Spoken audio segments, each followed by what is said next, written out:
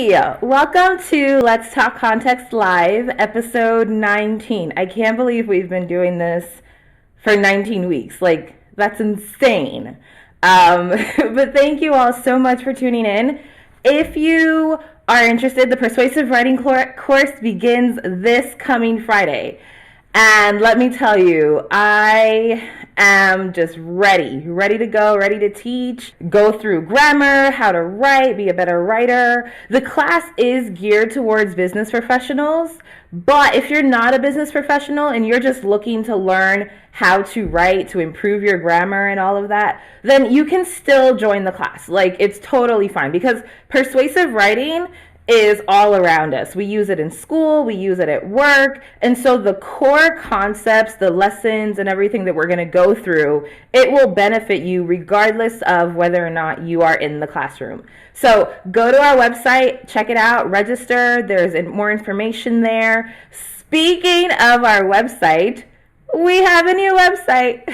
Our team has been working super hard the last several weeks. I don't know, maybe you went to the website and you saw that it was down, but it is no longer down. It's there, so go check it out, speakwriteplay.com, or look for the link in the description and just kind of browse around and get to know us a little bit better, what we have to offer.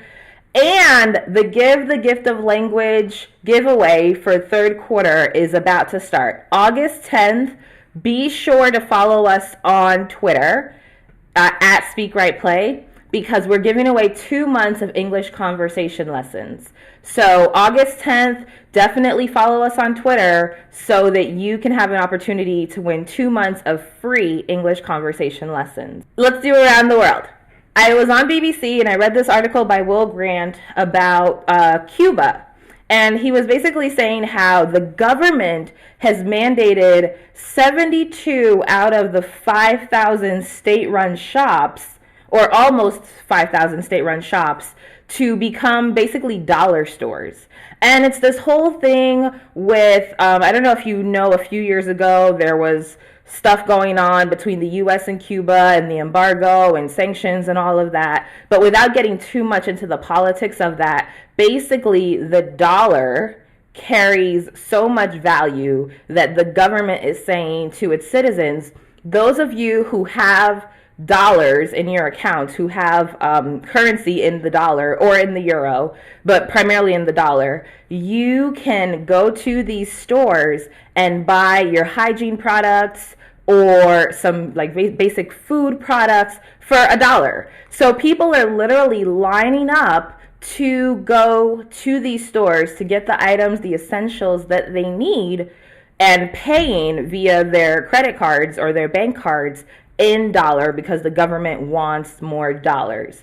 Then there was this whole explanation, or it was mentioned how this is a situation that's difficult, right? Because it just kind of separates the classes even more. Because if you do not have access to dollars, if you do not have foreign currency in your account or the ability to get foreign currency, then you are not able to benefit from this.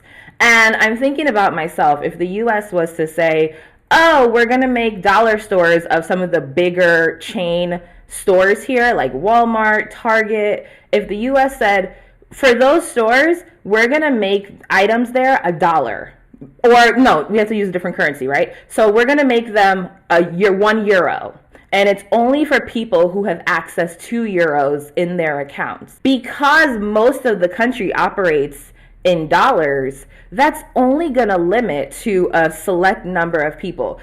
Probably the people who either work for international corporations or people who are wealthy, who can exchange their money for the currency that the government is requiring. And so, I mean, what do you think about that? What do you think about a government saying, hey, we're going to cut you guys a deal, to its citizens, we're going to cut you guys a deal and we're going to slash the prices of these products, but we want to get paid in a specific currency? I'd like to hear your thoughts on that. And so feel free to write in the comments section if that's something that you think is a good thing or if you think it's a bad thing. And yeah, let me know. So let's talk about it. The topic for today is setting and achieving goals, right? Goal setting is a very popular topic. When you talk about goal setting, people talk about SMART goals and all these other things, talking about vision boards and all of that. And so when we talk about goal setting, the verb we use, we set goals, right? So that's the verb attached. You can make a goal, you can write a goal down, but we're setting the goal, the process of what we want to accomplish. And then when we have reached that goal, when we've achieved it or accomplished it, we've met that goal. So use the verb to meet. And so when we're explaining the process of setting goals, we use ordinal numbers. So first, second, third, fourth, and so on and so forth.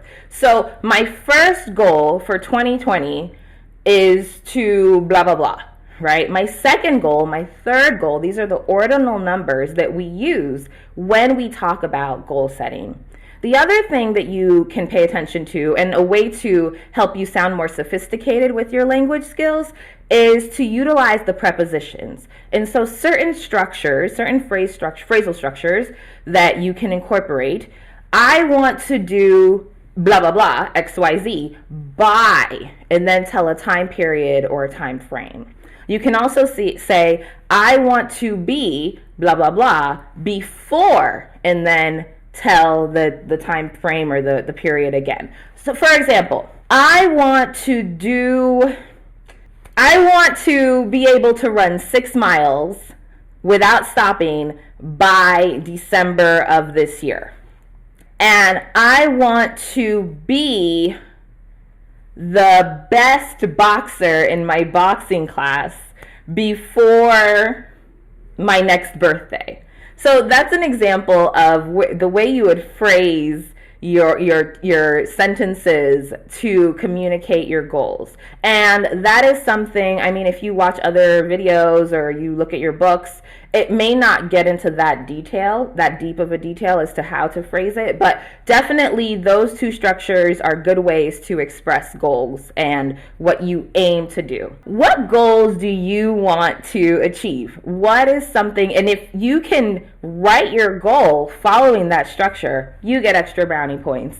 But so just to practice, when you're talking about goal setting, when you're trying to meet a goal, you're trying to reach a goal, these are all the words that we use to talk about goals and achieving the goals. So that's it for Let's Talk About It. If you have any other input, please feel free to share. Otherwise, we're going to move on to our word of the day. So the Speak, Write, Play word of the day contest for 10 out of the 13, I believe, lives for quarter 3, you are able to write one sentence using the word of the day. And if your sentence uses the term correctly, you basically get a check mark. And when you have 10 check marks, you will then be entered to win one of 2 Amazon gift cards. Some have approached me or messaged me and said, Amazon's not in my country, what happens then?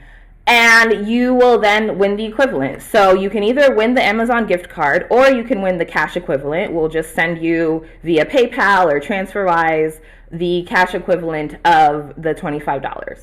So that's pretty easy. It's basically just our way to say thanks for participating. It's just a nice little giveaway that we do exclusively for YouTube. So be sure to subscribe, be sure to follow the channel, like the videos. It's solely YouTube that gets this opportunity. The Give the Gift of Language giveaway is for all our platforms, but these giveaways with the sentences, just for YouTube.